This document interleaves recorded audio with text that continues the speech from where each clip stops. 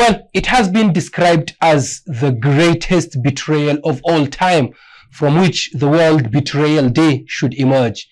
And what is that thing?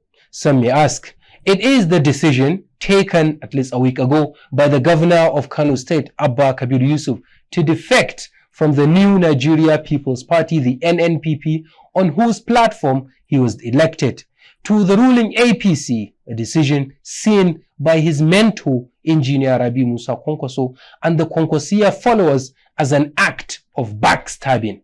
But one interesting thing about this is that the betrayal that Rabi Musa Kwankwasiyya has been hinting at is something he has been accused of. Someone even went ahead and called Kwankwasiyya the quote-unquote biggest betrayer in politics. Well, what a bomb. In a recent exclusive interview I had with the APC's national spokesperson, Malam Bala Ibrahim, he counted about six people that were, in his words, all betrayed by Kwankwasiyya. One of whom, Professor Hafizu Abubakar, who claimed a few days ago that Kwankwasiyya was not the architect of Kwankwasiyya. There were six of them. And now Kwankwasiyya has hijacked the whole thing, claiming it to be his, because the name bears his name. Now, that Governor Abba Kabir Yusuf is out of the NNPP, though to be abundantly clear, not out of Kwankwasiyya movement, what is next for Engineer Rabi Musa Kwankwasiyya? Is he going to nurture someone else? Who? Or is it true that he himself, Senator Rabi Musa Kwankwasiyya, will be on his way to, or let me say, back to the APC? Because some people think this whole thing is a political drama unfolding right in front of our own two eyes. We will find out soon enough. And this is the PAPShow. I'm Umar Isa Dandago.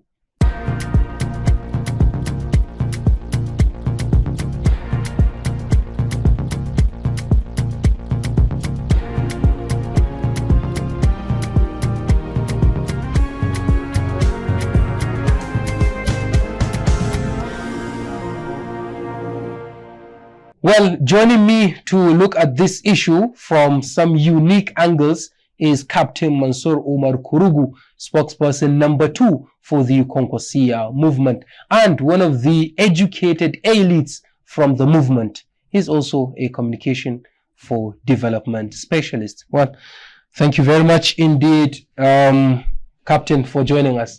Thank you. So now let's move on. How big a blow has Abba Gidagida's defection to NNPP, from NNPP to the APC been to you? Personally, to your movement and to Kwankwasiyya? So we wouldn't call it a blow onto us, but we would call it as a shock. You call something as a blow when it is about to destroy you, right?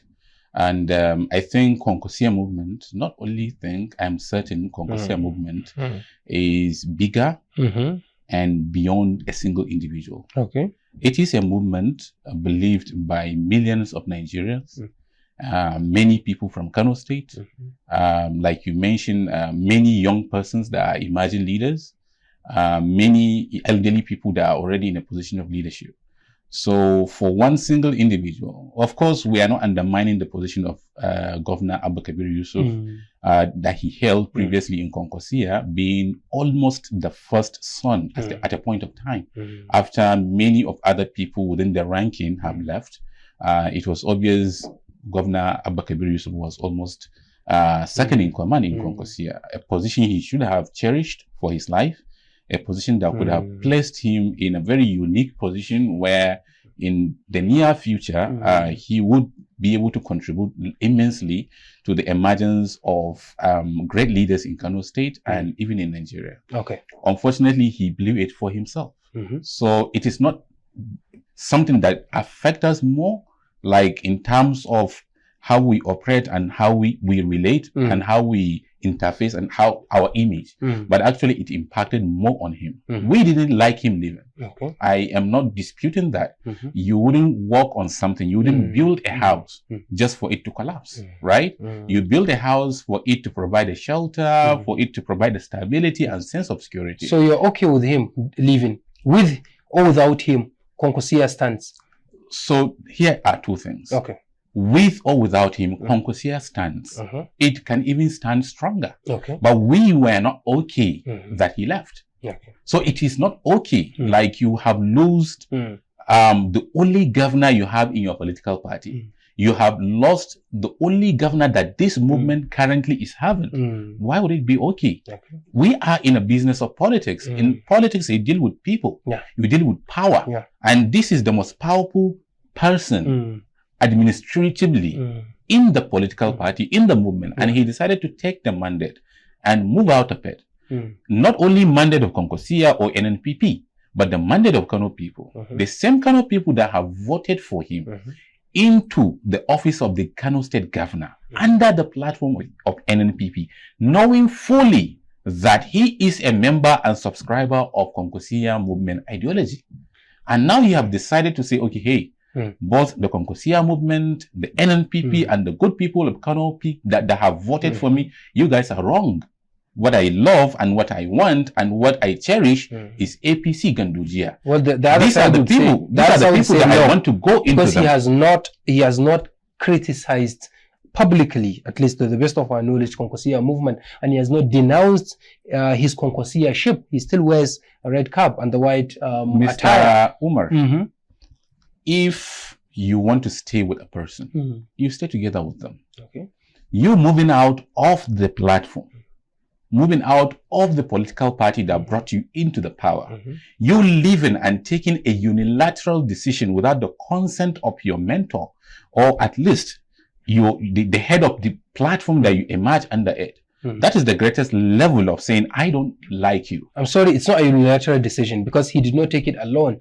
There was consultation from his own with his own cabinet. Cabinet members. Okay, hold on that. So it's not unilateral. Hold on that. Unilateral means single. Hold on. Okay. So you have Kwankwasiyya, the leader of the NNPP, who is also the leader of Kwankwasiyya movement. And then you have the only governor that you have, right? Yes. So at this level, the greatest positioning where this kind of level of decision making should have happened should start from this apex level. Okay. Kwankwasiyya and Abba.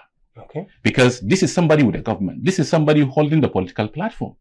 So if you are moving and you have decided to move with the government, that is a unilateral decision from that perspective, because you do not take that decision together with the political angle. So I am not saying him as a governor alone, without any other people that he had rallied around them. But I'm saying between these two aspects, the platform that brought you and now the government that you are enjoying and you are benefiting from it, which you feel is too valuable for you, more valuable than your long-term ally, long-time mentor who spent over 40 years building you. It is more important to you than to stick with him. So that's why we are saying unilateral decision when it comes to his relationship with Senator Rabi. Are you here with all sense of honesty to justify the fact that Abba Gida did not consult with Kwankwasiyya prior to this defection? So you're a journalist. You have to do your work. Even if you have no interest in politics, you must have watched it. So far you have a cell phone, a smartphone. You must have watched it where political leaders and those holding political office in Abba Gida's administration were staging a charade. Right? They were staging a charade where people would come and gather and say, hey, Jagora, we are calling on you to take the executive governor and all of us to APC. What was that? No, what do you call that? No, you are in the better position to interpret what you have called as a charade.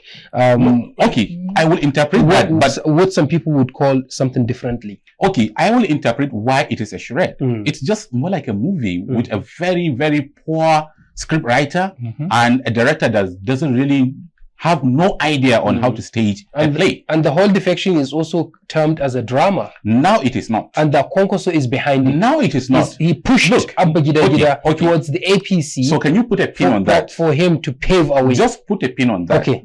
So that when we finish with the charade, you ask me the question on that again, then I will be able to respond. So people were coming out, those with an appointment, either at the state level or at the local government level. Only them saying, Jagora, come and take us there. If they would want to go and speak to Oga honestly. They know where his house is. Okay. If Abba, in the first place, have decided to do it honestly and honorably, he could have go and meet Kwankwasiyya. And had it been he did that, do you think there would be a reason why people from his government would now be staging a play and telling Oga to come and move them to APC? So you're saying that Abba did not consult with Kwankwasiyya. So we're having a conversation here. You really need to respond to that based on this scenario that I have painted to you. So your job is to respond. Do you really think if Abba had honorably met with Senator Kwankwasiyya about this whole defection saga, there would still be a need why members of his own cabinet and appointees and all of that would need to stage those plays to persuade Kwankwasiyya and put a pressure on him? Do you think so? What you are literally saying is that Abba did not meet Kwankwasiyya and talk to him about this. What fact is saying is that Abba did not meet Kwankwasiyya regarding defection prior to staging all of these plays. You are an insider. Abba Kabir Yusuf did not talk to Kwankwasiyya, did not ask for permission from Kwankwasiyya before defection. I am actually an insider, but for me, I work with facts. Okay. So I don't want to tell people some privileged information, or you feel like, oh, this guy is telling me a privileged information. I want to give you a sense of reasoning. I want you to think as a human being. I really don't want to strip you of a power to think critically. I want to place down all of these facts and data before you, and then you make a decision on your own. If I have something to discuss with you, and I have access to you, and I decided not to come to do, or if I come and talk to you, my friend wouldn't have to go out and start asking you to please come. Because I have better access to you than my friends. Your own examples, analogies, stories, and whatever anecdotes are just indicating that Abba did it alone without consulting with your boss. That's it. Absolutely. All of those shreds, all of the part one, Abba said then the part 2, 3, and the whole series they brought. I mean, where does it work? Okay, let me say. Okay, Umar, you are in Kano State. Do you believe that if Masatura Ruwa, people that are selling water, they can organize themselves and seek an appointment with Kwankwasiyya, do you think he will see them? Are you saying that Kwankwasiyya does not belittle anybody? Absolutely. He meets anyone that wants to talk to him. Saying two Is that things what you're here. saying? I'm saying two things here. He doesn't belittle and he gives access. Okay. So Senator Kwankwasiyya is not a politician that only stays in Abuja or only meets with high-level individuals. So far you can organize yourself and say you need an appointment. It won't take you up to a week. So far he's in Kano, you'll be able to see him. And he will talk to you like every decent human being. So if he can give that guaranteed access to everybody, why would it be difficult for people, even in the position of power, to find it difficult to come and meet him? Why do we have to see about 40 groups at the local government level coming out to do something and put it on social media? Why do you really have to do that? We have our caucus meeting that we do, which most of those guys are part of that state caucus meeting. We sit together with them. We meet. Okay. So why do you really have to go there? Okay, let's unpin that pin. You asked me to put a pin on a question. Okay, before you unpin it. So obviously it was an attempt to pressure Senator Kwankwasiyya to make a decision without really thinking it through. Without really ensuring that is the best for Kano, that is the best for Kwankwasiyya, that is the best for everyone. But unfortunately, they are wrong. Some people Kwankwasiyya did not falter. Okay. He is not afraid of all of that. He fought before. Okay. And he is going to fight again. Do you know why? Because the good people of Kano State that he spent so much of his life trying to protect their interest, they understand that.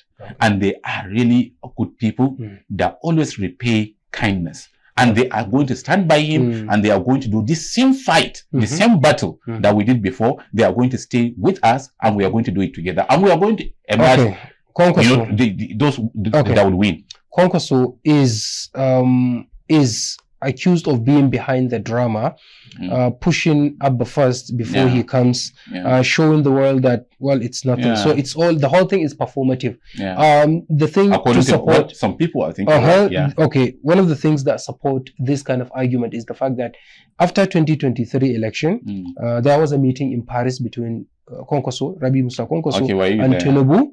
And there was another meeting in Villa after the inauguration, and Ganduje was very angry, being sidelined, thinking that probably Kwankwaso was going to beat him, was going to get a higher position in the Tinubu camp. He did not.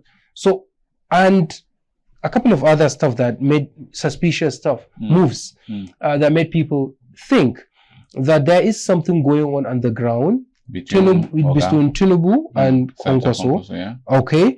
And now Abba has moved to the APC. As an advanced party according to those theories. Yeah. Which means we are now waiting for Madugu to make his own move. So first of all, I will say this. When we have had and we have noticed all of this scheming and all of this charade and all of these moves about, as you call them, about trying to see Kwankwaso being persuaded to take one decision, we just consider it as a speculation in the initial stage, including people like me, including even the Jagora. Like, we are all in kind of, is it true? Could it be true? Okay. You could have listened to one of the submission of Senator Kwankwaso in his interview with BBC, where he said like he will be sleeping and be hoping like all of these things are a dream, because it's very difficult to believe. So when people feel like this should be a what do you call it? Performative, more like a drama and all of that, they have a reason to feel that. Okay. Because this is a situation that you would never imagine, like assume it would ever happen. We are there. Like, we wouldn't believe that the Abba Gida that we know, somebody who portrayed to have been comfortable with Senator Kwankwaso for 40 years, to follow him, to support him, to work under him, to receive his support, that all of this time he wasn't as loyal as we expected. He was only waiting for an opportunity. He was just enjoying the access. He was just enjoying the benefit from Kwankwaso. Who would assume, who would even believe that? But definitely Abba must have contributed to the development of Kwankwasiyya. I'm not denying that. And he was instrumental in the second term, second tenure of Kwankwaso from 11 to 15. Do you know what? Commissioner of Works. Do you know what? And he did a lot. Can I ask you something? And they said he was the brain behind all the infrastructure and development. You are a young person now. You are a young person. Very, very fantastic journalist. Thank you very much. If today there would be a serious government and you build a relationship with the governor and decided to say, hey, come and join my government, serve as this, would there be a chance that you could consider doing that? Well, you may not, right? Okay. The thing is that I said you should not deny the fact that Abba was instrumental in Kwankwaso's government. I said, and has contributed enormously towards Kwankwasiyya movement. Yes or no? Dandago, yes. Like, to deny that, that makes me really not to understand how life works. Okay. Abba was very important in Kwankwasiyya. Right? Yes, yes. He contributed in his own way. Even to stay with Kwankwaso and do all of those services of the personal assistant, to the level of the special advisor, to the level of a commissioner, and then to the level of somebody who is a very close ally. All of these are contributions. So we are not denying. Look, even you should not. Even Ganduje had contributed to the success of Kwankwasiyya at a point of time. Yeah, definitely. But okay, so but you should not condemn him at all. You are sort of condemning Abba Gida, sort of like portraying it as if he has done nothing, but only enjoying from the fruit of your labor. So I will tell you something. While he was part of the labor that built it. So this, what I'm now going to tell you, is not even a politics. Okay. This is part of development work. Okay. When there is a power difference between people in a relationship, whatever kind of relationship it is very difficult to understand the loyalty of the person which is at the other side of the curve. Because you are already somewhere where, yes, what you are doing is contributing, but you are not a deciding factor. Okay. So you enjoy more of what is happening up there while contributing a bit of it. Okay. So yeah, Abba contributed. So but he received more. We received more. I personally received more. Okay. And I know I will receive more from Kwankwasiyya than I can give to Kwankwaso. So Kwankwaso is everything. Kwankwaso is in the position where he has a lot of qualities and capabilities and competence and confidence that he can contribute more to the development of people, including those around him. And that is why a lot of people around him are now growing, including the now the Kano State governor, including the governor Ganduje, including many commissioners that served under him. Even though Ganduje was supposed to be governor in 1999, so there was a little bit of consensus. So I know we are going to that. Yes, Kwankwaso came in, and Kwankwaso should be grateful to Ganduje. Instead, turned his back against him. The whole thing, Kwankwaso, okay, Ganduje is said to be more experienced than Ganduje. Okay. I mean, then Kwankwaso, I don't know what you mean by being more experienced, but just to think, of civil service, but just to talk about whether he was grateful to Ganduje or not. And now the biggest enemy of Kwankwaso, as said by Kwankwaso, is Ganduje. Hold on, by all standards. After all that happened, look at it. By all standards, Kwankwaso had never leave Ganduje. Never in his life. Never. Can you recall when, at any point of time, that Senator Kwankwaso left former Governor Ganduje? So they came at whichever kind of arrangement. Okay. And Senator Kwankwaso was very comfortable to work with Ganduje as his deputy governor. How many governors did you know in your life that even belittle the office of the deputy governor? But Senator Kwankwaso left Ganduje as the deputy governor. And when he came for the second time, when he had a chance to choose who he would want to be his deputy governor, whom did he bring? Whom? So, the fact is, it's a simple answer. Everybody knows the answer. The fact he brought Ganduje back. Okay. So, but what happened in 2015 was that Ganduje was not his favorite pick. Wait. Okay, in 1999, Kwankwaso probably had no choice on who would be his deputy governor. It was a favor to him. They favored him. Hold on. They favored Kwankwaso in 1999 over what I'm saying. Ganduje. There are reasons why they favored him. It was an issue of camps, right? It was an issue of camps. Yes. So then Kwankwaso had no decision. Like he cannot decide who would be his deputy governor. What about in 2011? Okay. So what about 2011? No doubt about that. In 2011, Kwankwaso came in strong. And he picked Ganduje. So, and that power tried to get into Kwankwaso's head, and he tried to ditch. So that is what you believe in it. No, that was the argument at that time. He tried to ditch Ganduje, didn't he? Okay, take things. There was a lot of pressure mounting on him, and he had. You really need to his senatorial district one thing at a time. Okay. So if you don't want to trash things one at a time, then you will keep having a backlog. Okay. Kwankwaso, I said it, he had never left Ganduje. In 1999, they came together. Okay. He worked with him as a governor. You know how powerful governors are. He could have worked with State House of Assembly and get rid of him if he wanted to. But whether he is happy with him or not, they stay together. After that, Senator Kwankwaso became a minister. What happened to Ganduje? He was in his office as special advisor to him. Okay. Right? After that, Kwankwaso got an appointment in Darfur. Did he go? They went together? He went briefly and then gave it to Ganduje. Okay. Completely. Like Ganduje, go there. I'm not going. Then 2011, they came back. He came together with Ganduje and said, hey, you are not too bad. I am still loyal to you, my friend. Even though God have taken me some step ahead of you, but I still respect you as human being. I am still considering you a very decent person. I am still considering you as somebody with a lot of value to bring into this whole Kwankwasiyya camp and our administration. And he took him. And then fast forward to 2015. Hold on. In 2015, that was when Senator Kwankwaso merged with APC. Okay. At that point of time, my brother, if Kwankwaso nominated you as the Kano State governor, gubernatorial aspirant in that APC, you will win.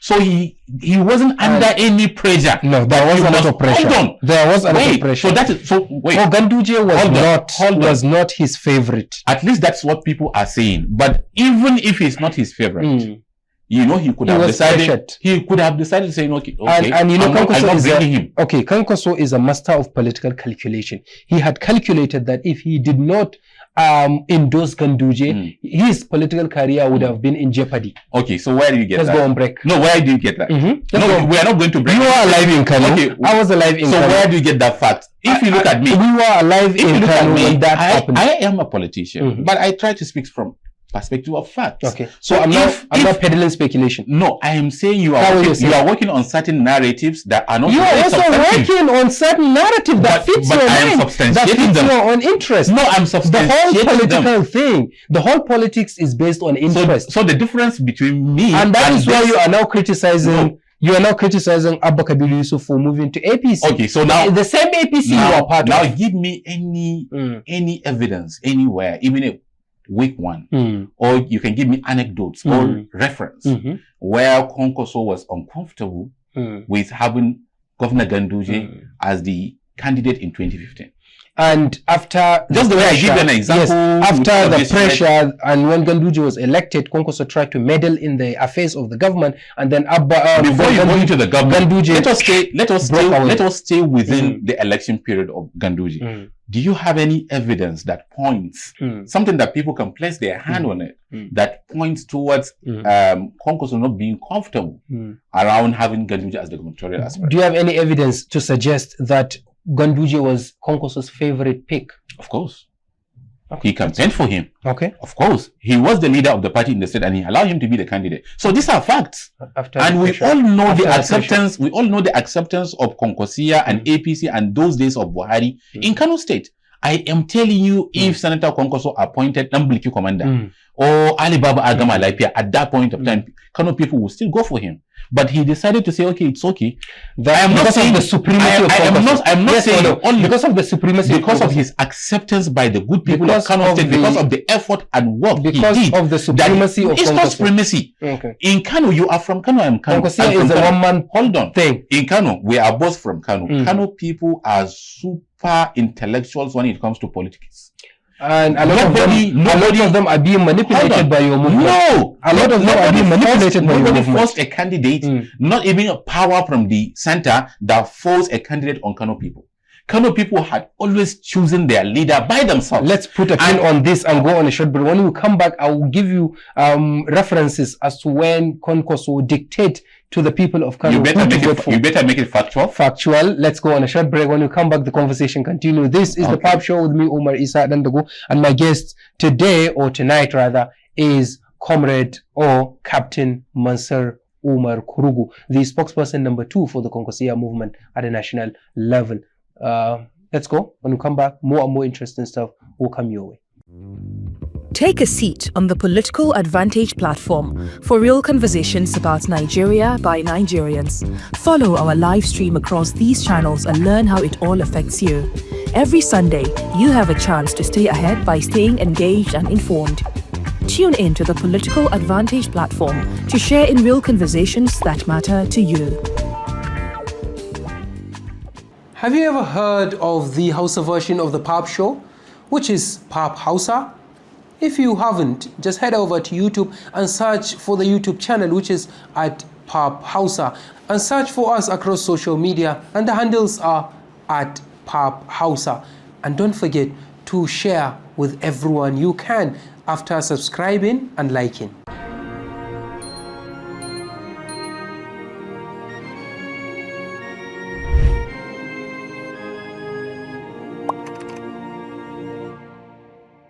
Welcome back. This is the PAPShow. My name is Umar Dandago, and my guest tonight is Comrade and Captain Mansur Umar Kurugu, spokesperson number 2 for the Kwankwasiyya movement. Also a specialist in terms of communications for development. Thank you very much indeed for coming back on the show. Thank you.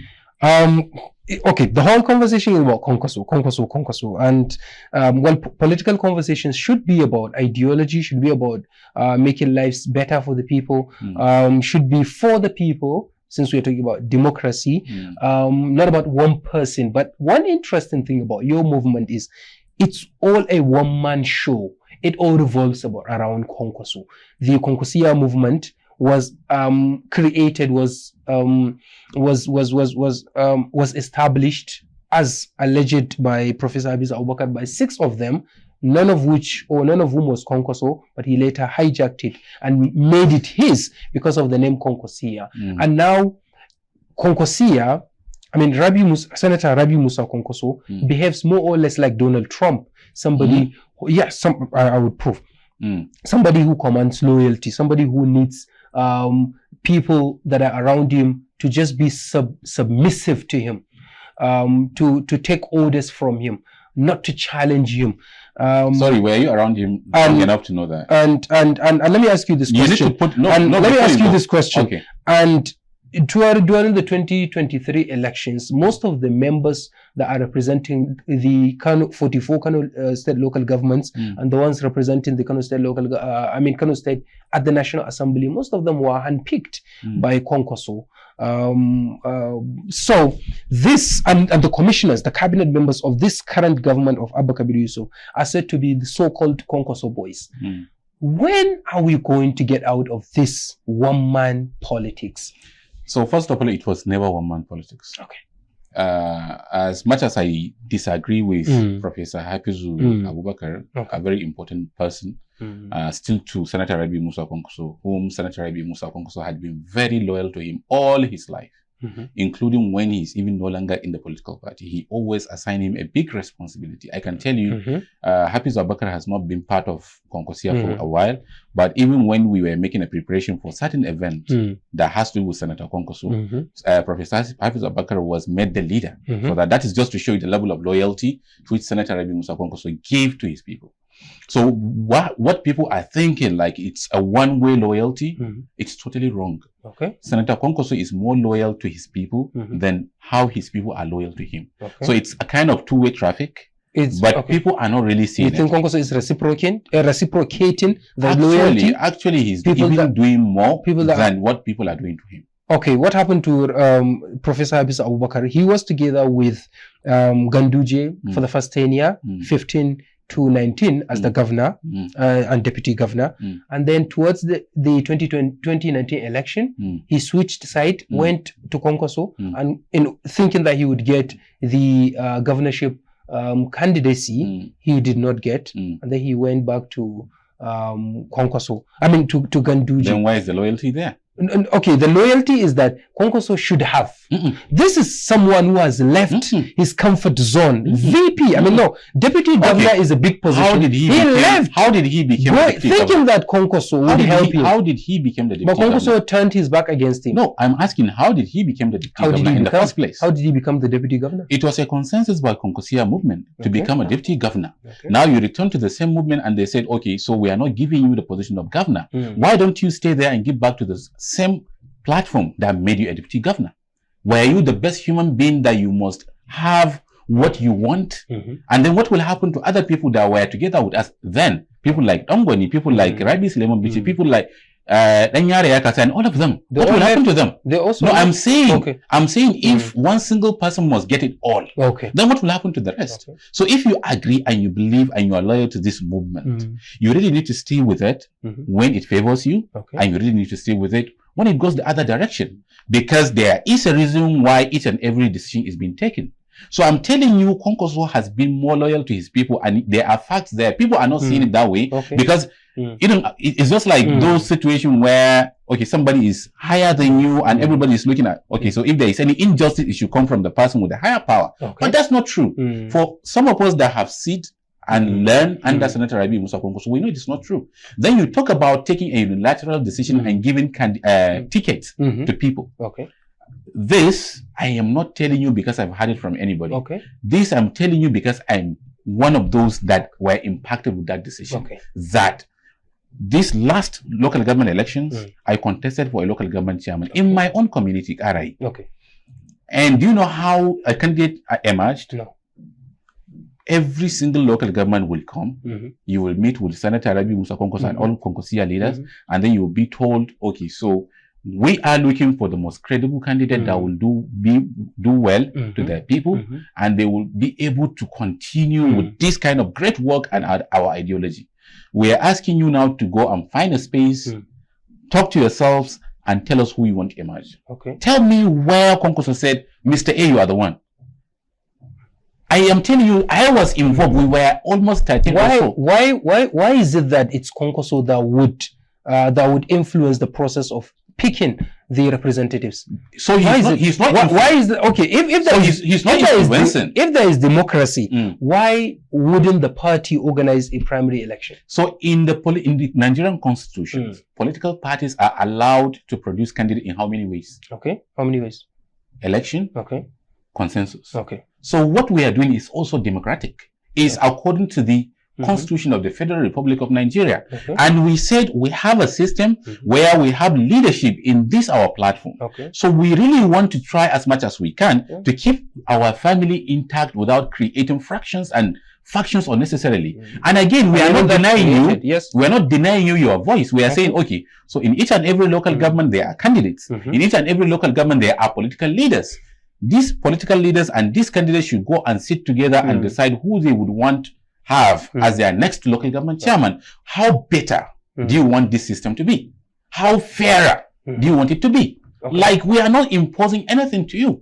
So there is no imposition. There is no imposition. There is no What about the cabinet members? Look, I couldn't emerge as local government chairman. Because I couldn't have as much support of the people from my own local government. Not because I don't have most of those that are contested in that local government chairman, I have better access to Senator Kwankwasiyya than them. But that did not guarantee me anything.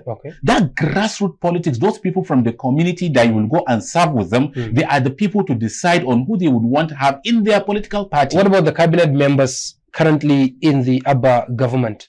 Commissioners. So most of them are so-called Kwankwasiyya boys. Okay.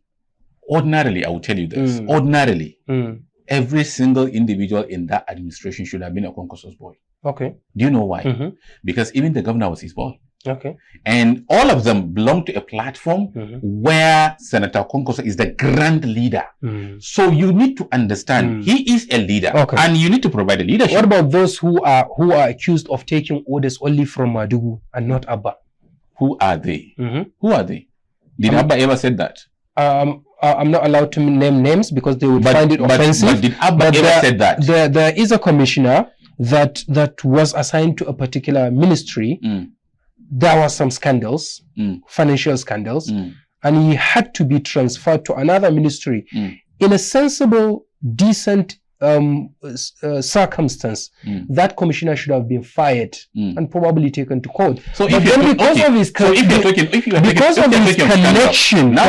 to Kwankwasiyya, so let me be like a journalist, relegated to another ministry. So that I don't know who you're talking about, but I'm telling you it are speculations because you cannot back it with a fact. If you can't back it with a fact, then let's talk about it. But let's speak about something with a fact. In this administration of Engineer Abba Kabir Yusuf, there is someone who is very close to him that had been to EFCC accused of possessing resources that are believed to have been siphoned from the government. Where is he now? Which ministry was he transferred to? Which position was he being relegated to? I'm asking you. And before that, was he even being relegated to anywhere? Before that person, there are more. I'm just telling you this. Even the person you're trying to say, if the government, now you know him. I don't understand. I don't know him, but what I'm saying, if the government is sincere, and they are already not comfortable with this guy because he was being brought by Senator Kwankwasiyya, and they are not loyal to Kwankwasiyya anymore from the government side, they would have used that as an opportunity. But probably they did their due diligence and they realized that they couldn't have anything against that person. And when you cannot, like, they have their means now. You go to State House of Assembly, we have this place where Muhimma Gaji have left, Public Complaint and Anti-Corruption Directorate. We even have EFCC and the rest of that. I believe that person should have been subjected to all of these processes. And if that person should have been caught. Don't you think he was not brought to justice simply because he is, as we say in Hausa, Dalili? I don't think so. He is too close to Kwankwasiyya, and that is why they couldn't do that. I don't think so. What about the allegations that Mandela has been making against Kwankwasiyya, for example? Kwankwasiyya in 2011 to 2015, there are fantastic commissioners then that contributed immensely to his success, and he personally liked them as human beings. But they were found with a lot of financial misappropriation. Despite his sentiment towards those people, he let them go. Because governance is not about a person that you like or you love. Governance is about a person that deliver, that stick to the template. There are ideologies in Kwankwasiyya. There are core principles in Kwankwasiyya. There are signature projects we expect to see in Kwankwasiyya. If you can continue with that, we will be with you. If you cannot continue with that, then you cannot be in Kwankwasiyya yourself. You will see yourself checking yourself out of Kwankwasiyya. Abba has not officially declared himself out of Kwankwasiyya. He's still wearing the red cap and the white attire. Actually, he did. Okay, he's Kwankwasiyya. Actually, he left Kwankwasiyya. No, Abba is still Kwankwasiyya. No. He left NNPP. No. He left Kwankwasiyya. Okay. The only political party you at the cannot moment. defect. No, I am You telling can you. only defect from a party. You cannot defect from a movement. Okay. And he still You identifies as cannot eat your Kwankwasiyya. cake and have it. Okay. The only political party at the moment that Kwankwasiyya movement subscribe to is NNPP. And we are in a business of politics and providing a good leadership for people. You told me Hold off camera. Hold on. You told me off camera. You don't bring an off-camera conversation So you say camera conversation. Okay, you say my on on-camera conversation. Okay, you said on S24 recently that there are people who don't wear red caps, but they have your own ideologies. Does that make them Kwankwasiyya? Let me even tell you something. Majority of Kwankwasiyya people do not even wear red cap. Okay. I do not identify as Kwankwasiyya. The people that wears red cap are the Kwankwasiyya people that are politically active. Okay. But there are more Kwankwasiyya people that they are out there. They don't even want to be recognized. They don't even care. They don't even belong to any leadership at the local government or what or anything. But they are working day and night. Okay. You have them everywhere. In the government, in the civil service, in our markets, in our small industries, in the media, everywhere you go. If I have the qualities that you subscribe to and you believe in as part of the core principles of Kwankwasiyya, does that make me Kwankwasiyya? If you want to be identified as that, sure.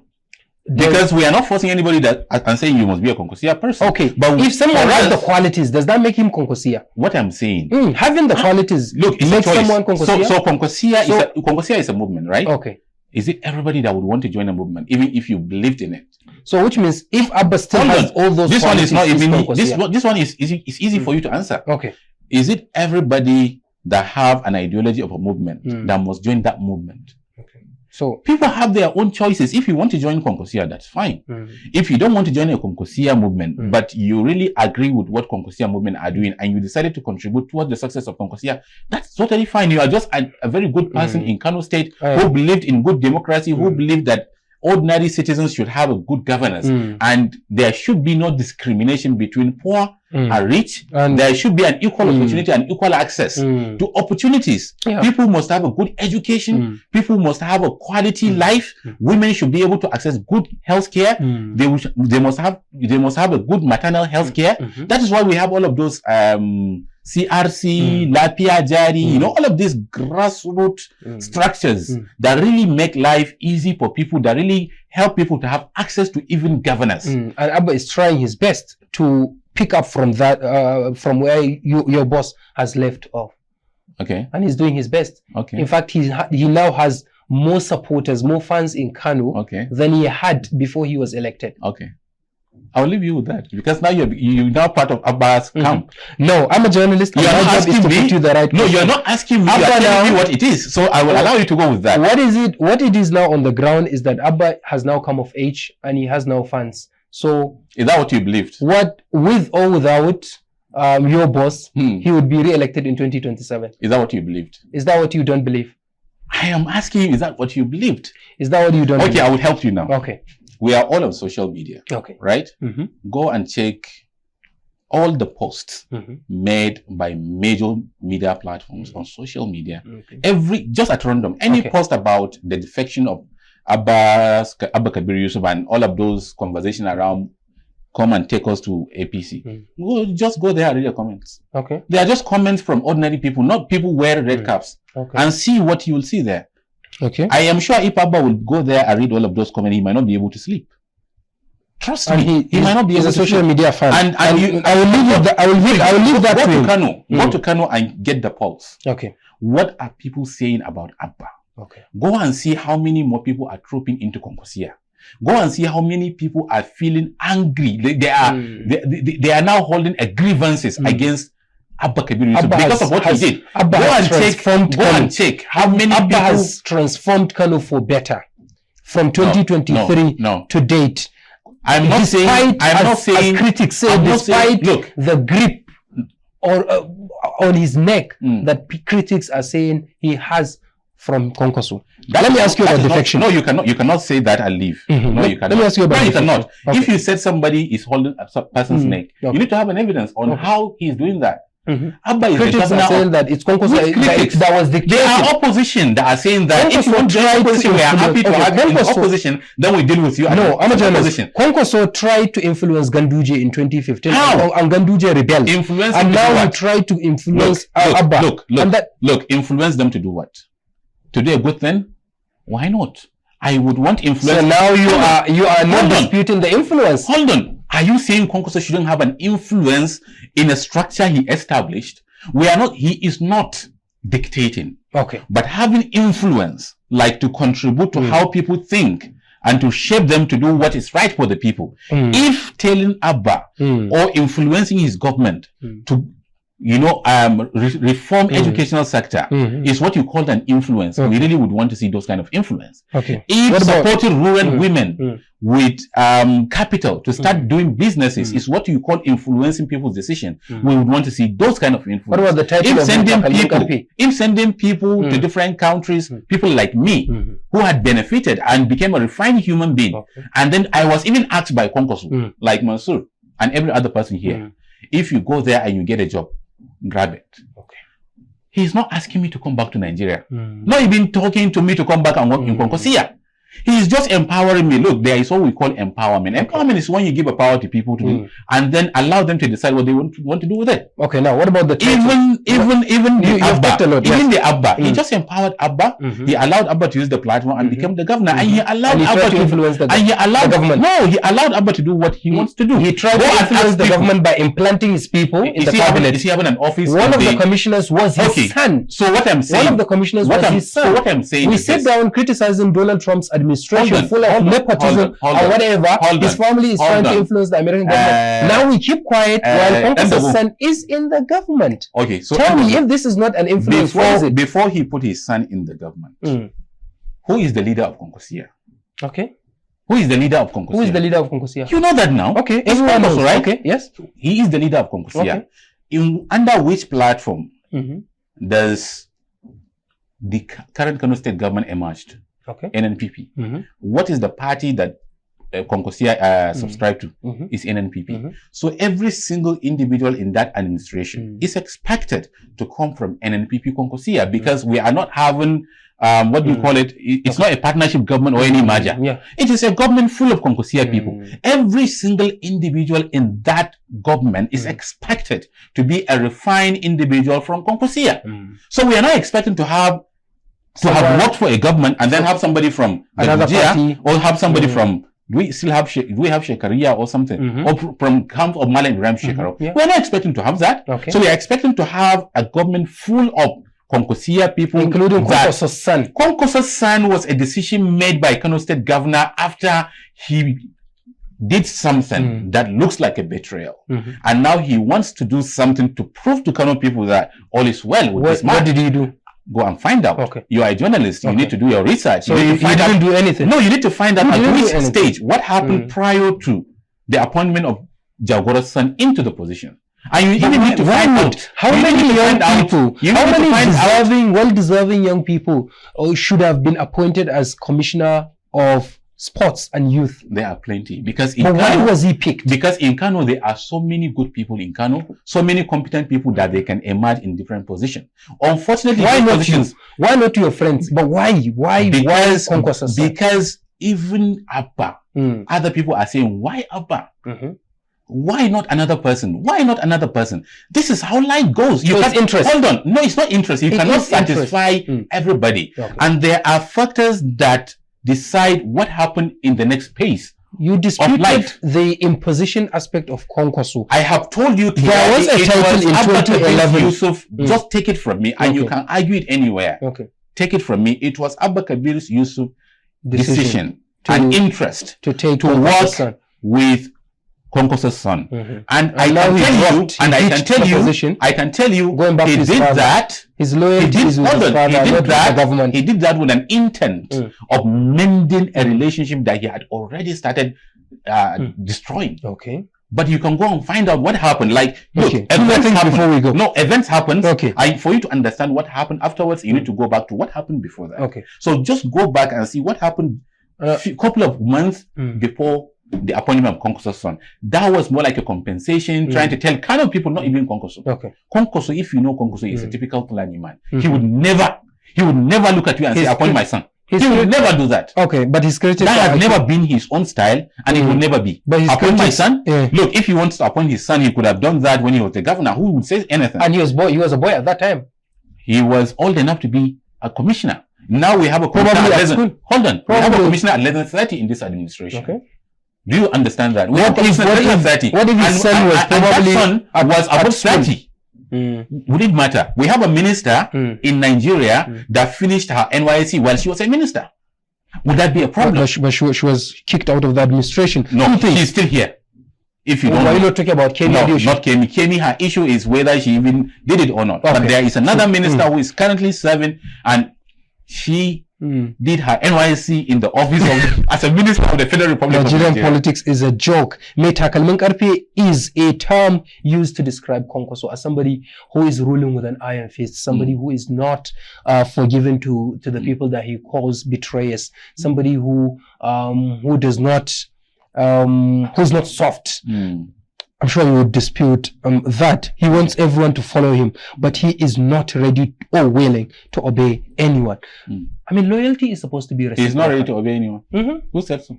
His critics are saying that he's... Okay, then they are wrong. He's too arrogant. They are wrong. He's too arrogant to obey the people that are even above him politically. That is entirely wrong. Now let's talk about Kano State. Okay. In Kano State politics today, based on antecedents, who is senior to Senator Kwankwaso? In the entire Kano State politics currently. Okay. Ganduje. Why? Was he a governor before him? He joined politics before him. No, that's not true. Okay. Senator Kwankwaso was a governor in 1990. I'm not governor, member House of Reps, and even deputy speaker. Okay. Where was Ganduje then? Okay. Civil service. Answer it. Okay. He was in civil service. So this man had already worked in the civil service, in the Kano State Water Board. He left to United Kingdom, studied, come back, and later quit his job because he wants to honorably participate in politics. And he joined politics, and he won an election. Together with Senator Bola Ahmed Tinubu, they both served in the same National Assembly. One as a senator, one as a member House of Rep. Okay. How would you say Governor Ganduje was in politics before him? Okay. And then Kano State, Senator Kwankwaso was a governor before Ganduje. Okay. So Ganduje was his boy. Okay. Or at least he was under him, if you don't want to put it that way. Okay. And then Kwankwaso gave a ticket to Ganduje. Kwankwaso appointed or nominated Ganduje for a position in federal government. Okay. How would you say he's superior to him or senior to him? Okay. Okay. So now you know that you got it wrong there. Okay. No, you agree that you got it wrong there. A lot of people would dispute your argument. Finally, no, but you got defection. Finally, on defection. You talk about the Metakalman. Okay, yes. That is just a term, political term. And a political term, sometimes I would even want to say, yeah, Metakalman. Before even me, I would want you to one day call me Metakalman. Okay. To my enemies, to the enemies of Kano State. Not to people that are working day and night to have, to earn a livelihood, to eat. No, Kwankwaso is soft on his people. Senator Kwankwaso, if you don't know anything about him, you must have known that he has always been a promises person. That is why he's a populist politician. He champions their emotions. He gets their voice. It's not like he champions their emotion, but he's there for their aspirations, for their yearnings, for their needs, and he works with them. And he's from them. Senator Kwankwaso is not from any elite background. He's just from a humble background like all of us. So he understands how people are feeling. Can you imagine somebody who became a governor is still thinking about the difficulties of a woman, pregnant woman, that she faced into going to the hospital to deliver? That person have thought of doing that. He trained women since 1999 and 2003. I'm not even talking about 2011. He thought of all of those things because he is from masses. He understands what masses needs, and he is working towards getting all of them to them. That is why the masses felt this is a person that represents our voice. Yeah, finally. Defection. Finally, we now agree on something. No. My final question. Defection is a normal thing to Kwankwaso. He led a team of governors, I think they call themselves G5, to leave PDP in 2014, and they moved to the APC after dumping PDP. In 2019, he was in PDP, okay, because of interests. Yeah. That's how Because of politics masses, is. yeah. Because of interest, that's how politics is. Interest of masses, Now, after in 2023, he was in NNPP. How should we? Do you have any moral high ground to criticize Abba for defecting? Everybody, while your boss has engaged in more defections than Abba. Now we need to discuss two things. Please put a pin on Abba's defection. Okay, pin. And then let's talk about Senator Kwankwaso's history of defection. Okay. So he held a position in 90s, and then late 90s he contested in DPN, right? Kano State Governor. If you PDP. DPN first. 1999? And then 98. Okay. And then DPN and all of that after Abacha left, we now have PDP, NNPP and all of that. He joined PDP and he stayed in PDP until 2015 or 2014. PDP? Yeah. Okay. He had been there. Yeah, he was in PDP. Yeah. Until 2014. But what happened that he left PDP? Okay. It was about masses. Then PDP had completely derailed. It became anti-masses. Like it has it had leaders that were anti-masses, especially at the federal level. We were bedeviled by Boko Haram, and we were not seeing any serious commitment on addressing that issue. People are angry, people are aggrieved, including Senator Kwankwaso and all of us. We were looking for a solution, and we believed this Boko Haram started during PDP's era. But it was PDP that brought it. We are not saying it was, but the narrative was that PDP was behind. Dandago. Look at it now. The narrative. Look at it now. People were brainwashed. Hold on. PDP. It was PDP. Hold on. PDP were responsible for producing the President of the Federal Republic of Nigeria. And that President is still under the platform of PDP. And he was contesting again to go for one more term. While people are not satisfied with how he was handling the aspect of Boko Haram and other critical aspect of governance.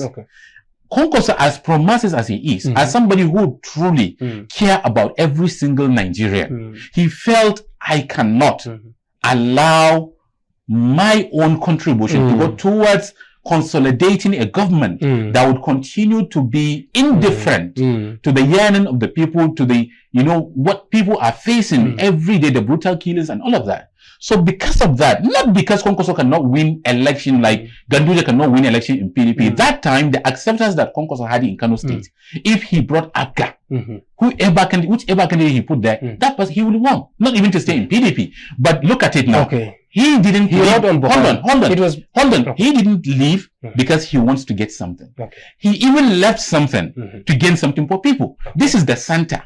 But he said, let's cut it off. It was crumbling. Hold on. No. From all indications, there is no time I've seen a political party crumbling like the way APC is crumbling currently. But Abba is moving towards there. Towards the center. People disagree. Do you understand that? But then Kwankwaso was leaving the center and sticking to the yearning of the masses and contribute to what he believed then would lead to a better governance to people. So now he moved out and he joined masses. We all know what happened then. He joined masses, he contributed, he put his resources, his people, and everything that he can humanly provide. So his defection wasn't about gaining money, not gaining about access to national power, not about gaining even political. Not even about winning election for himself. But he did it because of masses. He supported Buhari and all of other people to come and try to fix this issue of insecurity and poor governance. So it was for masses. And then after that, he realized the same thing that he voted and supported Buhari. Buhari derailed. Before Kwankwaso jumped out of that boat or that ship, many Nigerians have jumped out of it. But for him, he waited until when he realized... He went back to PDP. He realized there is even no room for me to contribute into addressing these issues in Nigeria.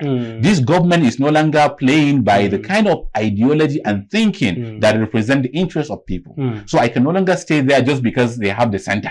Or maybe because I'm expecting an appointment. The man doesn't really care about that. He has contentment. Oh my God. He already has a contentment. He's a very brilliant crafter of story.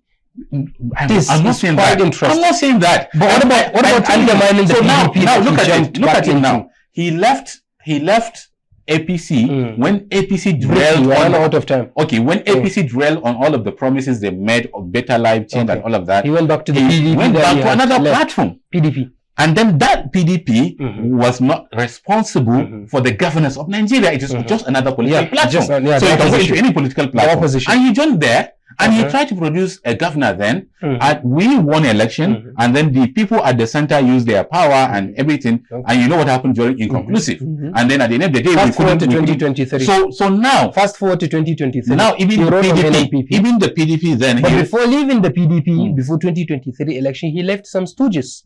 Some puppets in the PDP that worked for him, allegedly, to undermine the PDP, to implode it. Okay? Thank God you say allegedly, because it's something that you cannot prove. People have a choice. I can decide to say, okay, I'm leaving. And some of them are in the government. Yeah, because people have a choice. I can decide to say, okay, so I'm leaving PDP. That you guys are playing. Look, politics are not for the weak. Okay. You need to be brave. And you need to be honest if you want to stay there, if you want to be evergreen. Look, why do you think Kwankwasiyya is evergreen? It's the honesty. The man has been very honest. Like when there is a battle, he knows there is a battle. When people are saying we need a change, he understands people need a change. And he changed with people. That is why he's evergreen. People are always looking at him as the best alternative. Okay. And I think in this life, that's the only thing, if you want to position yourself, position yourself as a point of reference, when people need a change, they should come to you. Why do you think all of these things are happening? Who do you think is the most sought after politician in northern Nigeria? And why do you think it's Kwankwasiyya? Is it because is it because he's arrogant? Is it because he dictates what happened? No. It's because he built a trust between him and people, and he came from the people, and he never abandoned the people he came from. He has always been with masses, and masses are with us. Well, Captain Kurugu, thank you very much indeed, Captain Mansur Umar Kurugu. You put a pin on something which you did not unpin. We will unpin it. Why is Abba's defection is considered a betrayal of all time? Yeah. And why is it different from our defection and all other things?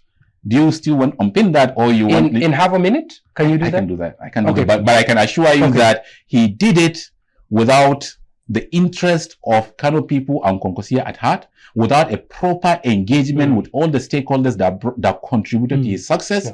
He did it for a reason that we are still struggling to find out, but he's so far. Initially, he mentioned 5 different reasons why he joined APC, which all of those 5 are contradictory. But just yesterday, he added 1, which makes it 6, and we are now counting. When he finished identifying all of those contradictory reasons, we will find the time and unfold each one of them and see where he got it wrong. Because he did not plan well, because he doesn't have the kind of people that can help him do the right thing. And actually, charade, drama, and all of those performative stuff doesn't work with Kano people. Kano people are very direct and honest people. They need a good leadership. They want you to be real. They want you to be true. And they want to see you with your true color. And now they are seeing Abba, unfortunately, with his true color. Go and see social media. It is shocking. Like, I saw something like, I had to laugh. Like, governor shaking hand with one actor in film industry. And then somebody just picked that clip and put one signature, one drama. They even put something like action or something like. Do you understand what kind of people? They are not Kwankwasiyya people. They are just ordinary kind of people. We have to end it there. What can you say about this show? Well, this is a fantastic show. I believe it's very informative. I've been following what you people have been doing. It's been amazing. And I can see where you're heading to, like one of those greatest platforms that gives voices and really represent the interests of the entire country without really segmenting, without really discriminating, without really concentration on one part or another. So I believe one day we will soon celebrate you as one of the best TV stations in the country. And you enjoyed the debate? Absolutely, but the time is not enough for me. Thank you very much indeed, Captain Mansur Umar Kurugu. Really appreciate you taking time to speak to us on the PAPShow. You're welcome. That's it on the PAPShow. Another episode will come your way, same time, same channel, next week. Goodbye. I'm Umar Dandago, and God bless Nigeria. Amen.